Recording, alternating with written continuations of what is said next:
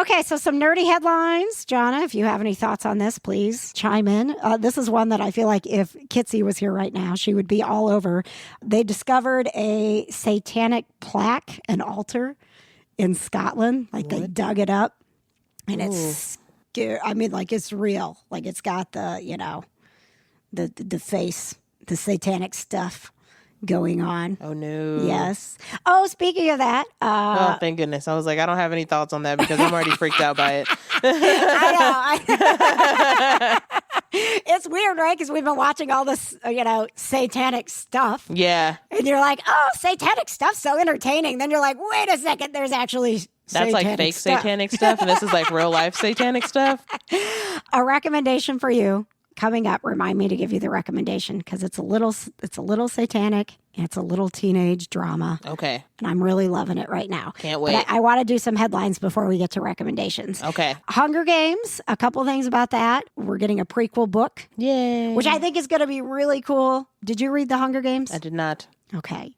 Jonna, you would love The Hunger Games. Yeah, that's what y'all said about Harry Potter, and I still haven't read that either. No, Hunger Games is one of those books that you, like within the first few pages, you're like, I'm so glad I found this. You're like, because there's 3 books. You're like, this is so good, and I've got 2 more books to go. Right. You read it really fast. I actually discovered it. A friend of mine turned me on to the Hunger Game books, and I was laughing at him because he travels a lot. Mm-hmm. So he, looks for things in the airport to read. And Me too. He found The Hunger Games. And this was right at the beginning when it was really starting to become a big deal. But it wasn't yet. Yeah. So he was like, you guys, you got to read this book. I'm like, I can't put it down. This is amazing. So I look it up, right? What's it called? It's called The Hunger Games. And I look it up and I'm like, it's teen lit, right? Oh, teen lit's the best. Right. I love teenage literature. Like a dude who does CrossFit and in his late 40s, and I'm like, it's teen lit. It's teen lit. It is not. It is too teen lit.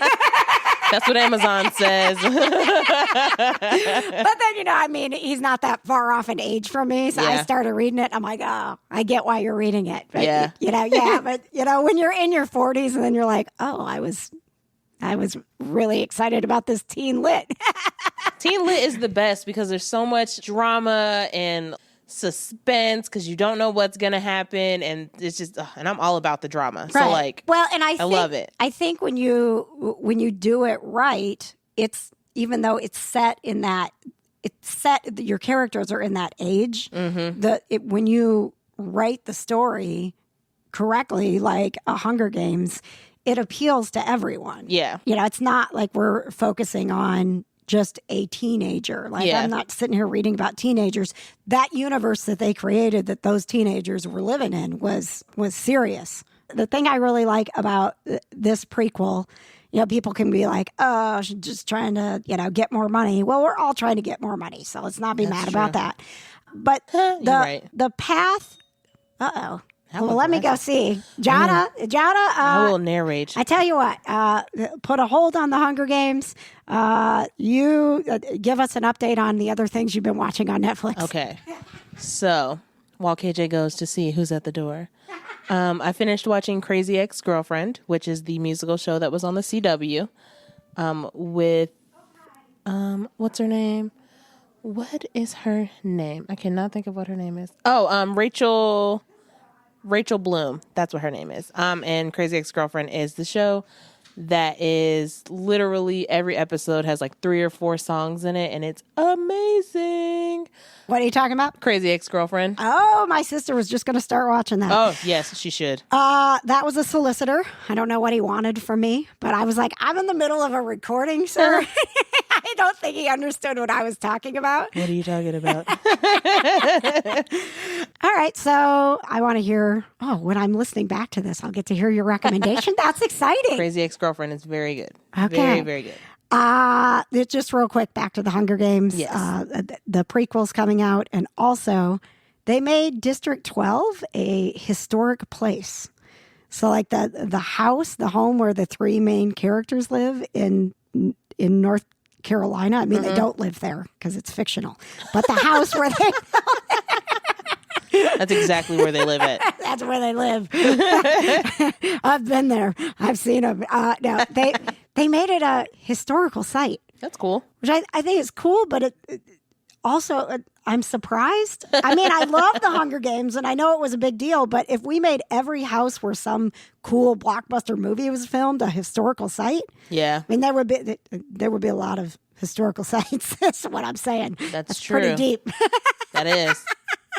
Well, it's super important, I guess. I didn't know that the Hunger Games would be so important that they would make that little shack. That little shack, a place that can never be torn down. But now we can visit it if we want. That's probably exactly what it is. They probably have some plan to charge people to go visit it. But as far as the prequel goes, I think because they built this world that you're like, how would we get to the point that we would be sending, teenagers in to kill each other? Yeah. And that, like, we created a government where this is not only an acceptable thing, but, like, it's just normal. Yeah. So I think that this is actually a story where going back a couple hundred years and figuring out how that could possibly happen is intriguing and definitely a prequel that I would be interested in, and not just because it's more Hunger Games. Yeah.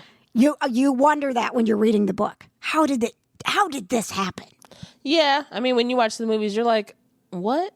You're like, how is it that we got to the point where, let's let all the teenagers kill each other and somebody wins? Right. Like, how do you get to that point in your society where it's okay? Yeah. So that, I think that's the question that's going to be answered in this book. Yay. And then maybe we'll get another movie because you saw the movies. I saw 1.5 movies. How do you see a half movie? Because I started watching it and I don't think that I remember what actually happened. You fell asleep? Not that I fell asleep. I think I just blacked out. Like I don't.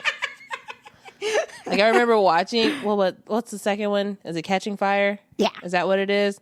I remember seeing was that the second movie where she had the dress that caught on fire or whatever, and they were doing I think so. It's been so long. I don't know. The thing is, when I watch these things or I read these books, everything it's one whole big story for me. I'm really bad about that. Like Harry Potter, when someone's like, "Oh, that happened in book 5," I'm like, "I don't know. It just happened." It's somewhere in the course of these books, it happened. Right. I know it did, but I get that. Yeah, I'm not like, "Oh, yeah, that was in chapter 14 of book 6." So maybe I only saw the first movie. Okay, I bet you the whole the whole first movie. Okay, I don't actually know. All right. Well, wasn't enough for you to go back? No, it's all good. I feel like I have a really short attention span, in case anybody listening didn't know that. No. So I get very easily distracted when it comes to things. Like, if you don't interest me, I can't do anything about it. Like, they were like, oh, the second Hunger Games movie. And I was like, okay, great. And then, I was like, okay, I didn't. And then it was the third one, the fourth one, the sixth one. I'm like, okay. Good talk. Honestly, that's where I am with Stranger Things, which is season 3. Oh my God, see? I can't wait. And I remember. I don't know if I just binged that first season so fast that it didn't really connect to me. Oh, I love it. I was good with it, but I didn't get super excited about the second season, and I haven't caught up. Although there's things about the third season that make me want to. Please. But it's that, when we have so many options, entertainment-wise now, you really start to figure out what you really care about. I did kind of like that, but I didn't go back to it, so I must not have liked it that much. I love Stranger Things. I cannot wait for the 4th of July so I can ignore everyone that I love and just sit and watch Stranger Things all day long. Cannot wait. Now, I do want to, we got into a lot of these topics that we talk about on the Kind of Nerdy Girls podcast come from just conversations that we're having where we go, wait, we should talk about that on the podcast. An interesting topic. We were talking about shows we watch to fall asleep to. Yes. What show are you currently watching? I think it's an honor, right? Because you love it so much that it relaxes you enough to fall asleep. Yeah. So if you're listening right now and you've made one of these TV shows, don't be offended that they make us fall asleep. No, they don't. I mean, I love all the shows that I fall asleep to. I used to be able to fall asleep to Supernatural, but now the sound effects are too loud, so I can't. Really? I can't. Yeah, like if I try and like take a nap watching Supernatural, like there's always like a loud noise, and I can't fall asleep. But like, I've had that problem with Supernatural, not because of the noises, but because it's been so long since I've watched the early seasons that if I put it on, I'm like, you want to watch it. I want to watch it. Yeah, I know exactly what that's this is not going to work. I am actually watching this. I need something that I'm not actually going to watch. Yeah, it's same. Like with the older seasons, I'm like, I was like, this happened? Oh my God. Let me watch this. And then I can't take a nap. And then I'm watching Supernatural for like 6 hours, you know, like normal people. But I love Family Guy so much. Yeah. But like at one point in my life, before I went to college, it was all I had to do was hear the theme song, and I was just sleeping so hard. Like it was like my lullaby. It was the Family Guy theme song, and I was just right to sleep. Or like it's always cartoons. Like, really? Yeah, always. That's interesting. And Futurama, I can definitely fall asleep to Futurama. Oh my gosh, yeah. So when Jana got here today, we were supposed to start podcasting at 11:30, and she showed up at 11. She sends a text message, "I'm at your door." I send a text message back, "I haven't showered." We were so prepared today. So I'm like, make yourself comfortable. You know where everything is. I'm going to go shower. And I come downstairs, and sure enough, Futurama's on. Yep, I can definitely fall So asleep. is that's like that's your Doctor Who? Like Doctor Who for me, like I've got certain episodes that I know, like I love this episode so much that I will be asleep in 30 seconds. Yep. Yep, that's exactly what it is. Do you have certain episodes of Futurama, or is it just you can put any of it on? I can just put on Futurama and just be right to sleep. That's the same with Family Guy, except for the newer episodes of Family Guy, because I haven't seen them. Okay. And so, like, if it's not on, like on Saturdays Dragon Ball Z is on, and I can't fall asleep to Dragon Ball Z because I'm not caught up, so I would want to sit there and watch it, but I'm like, no, like, you really need to go to sleep. Why do you not keep us updated on Dragon Ball Z? Because I don't, like, I love it to, like, with all of my heart, but it's such a long, like, story. Like, it's been going on for, like, literally my whole life. And, like, there's always different, like, there's Dragon Ball Z Kai, there's Dragon Ball Super, there's So what are you watching right now? I'm not watching anything on Dragon Ball Z. Because there's nothing new? Because I really just when I watch Dragon Ball Z, all I want to see is the fight scenes. And they drag out the storyline. So, like, sometimes you'll get an episode where literally, like, nothing happens. Okay. Like, there's no fight scenes, there's no build-up, there's no character development. But then you find the one episode in the season where they're like, all right, we're fighting. And then Goku and Vegeta are going Super Saiyan. And then they're, like, beating everybody up. And Gohan, who is Goku's son, is there. And he goes Super Saiyan. And then it's, like, this whole thing. Like, I love those episodes. But the other episodes leading up to that they're only 30 minutes. But they're so prolonged, and it's like, oh, Goku died again, now he has to come back to life, so he has to run down this really long road from heaven to get there, and it's like this whole thing. Like, here he goes running down the road again. Like, and they're like trying to fight like all these bad guys from space, and then like they're like, well, we really need Goku. Well, Goku's dead and he's trying to get back to you, so like you guys have to like fend off these people while you're waiting on Goku to come back. And now Gohan is like this adult now, and I'm like, when did he not be a kid anymore? Like, what happened? Well, it happened in the stuff that you were skipping because you just watched the fight scenes. Because the fight scenes are what, like, I can understand, but they tell you exactly what happened. They preface every episode with what happened in the previous episode. Okay. So, like, when I'm in the fight scene episode, I'm like, okay. So, like, so this is what happened. Like, oh, you know, Cell is back to fight them, or, you know, whoever from space is like, yeah, like, we're going to mess everyone here up. And then they're fighting, and then everything's great. So, it's fine. And then they win. Like, yay, I'm so excited. Oh, you know, all right. That's Dragon Ball Z in a nutshell. All right. I am going to post on our Kind of Nerdy Twitter, at Kind of Nerdy Girls, what show do you watch to fall asleep? Yes. I'll post it on Facebook too, yes. But it's easier to find us on Twitter. But if you want to find us on Facebook, if you just go to kjonair.com, it'll point you right to the Facebook page where I do all my Kind of Nerdy stuff all the time in between this podcast. Is there anything else that we need to talk about, Jana? You're supposed to be recommending me a show. Oh, that's right. So you said Crazy Ex-Girlfriends. Yes. Also watch Dead to Me.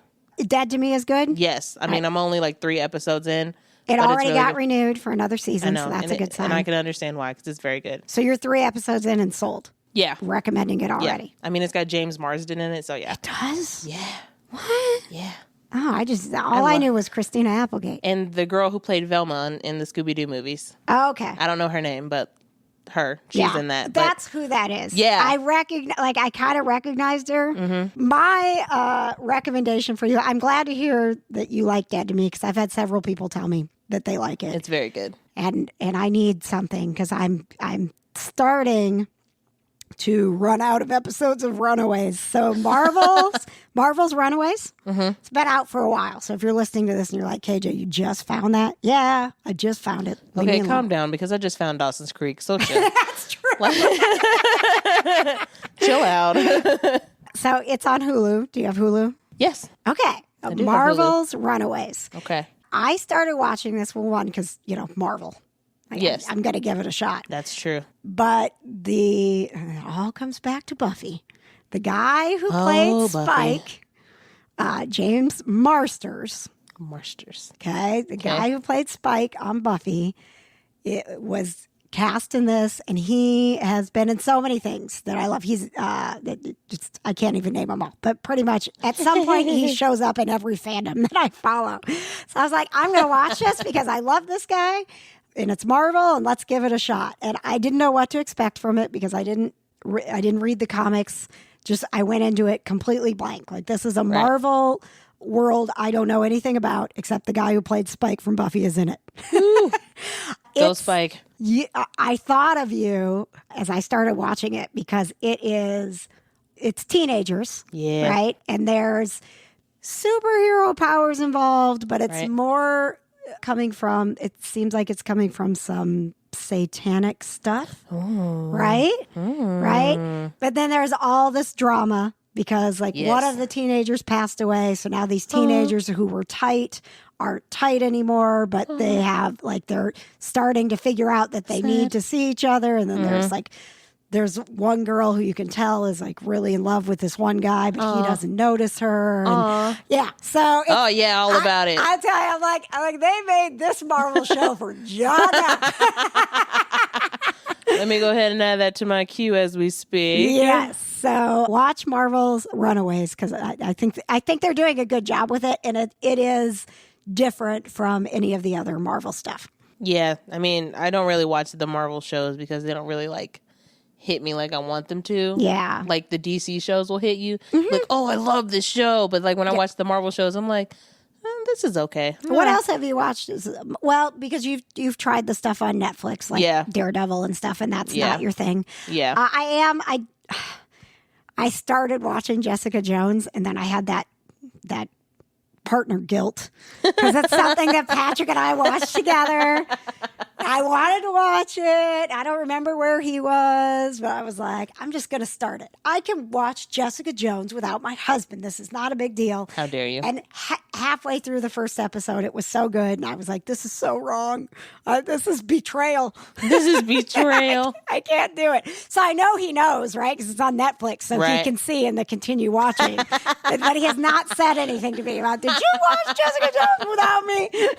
So I'm sure at some point that will be coming. Oh my God. Our next kind of nerdy night out, if you would like to join us and join in the podcast, because when we do the podcast on site at Studio Movie Girl, we love to have another microphone out and get you in the conversation. Yes. KJ runs up to you and asks you your opinion and puts a microphone in your face. That is true. Although you weren't at the last one. We had the microphones on the boom stands. Oh, okay. So we were sitting and I was less invasive. Oh, okay. We were asking people if they wanted to participate instead of me being like roving reporter. You just came to see a movie, but I don't care. What do you think about this? Shoves microphone in your face. Katie does a lot of that too. So our next movie night is going to be Spider-Man Far From Home. Oh, yeah. I'm going to have to make sure that I am definitely working an opening shift or not working that Monday because I am going. Yes, July 8th, Studio July Movie 8th. Grill. If you follow us on any of our social media, we always post the link where you can sign up to get free tickets. Yeah, we do. We do a Facebook event page that you can find if you follow us on Facebook. And I haven't sent any emails out yet, but we're now set up to do the email newsletter, Jonna. We are. Well, we got to put all those emails in that we collected at PopCon. Oh my God, so many emails. And I was the only one putting the emails in the spreadsheet. Well, thank you. You're welcome. There's a few more that we need to now add to our. That's okay. That's good. We have an actual database where we can enter them all, and then we can create a newsletter and then send it out. And then I can say on this podcast, if you want to know when our next kind of nerdy night out is, sign up for our email, and you'll be the first to know. Oh my gosh. We are a work in progress. We are getting it together. Oh my gosh. This podcast is getting so grown up. Oh my gosh. I'm so proud. All right. Thanks for listening. This podcast has been brought to you by Chris Evans' mustache. Solicitors. Thanks for listening.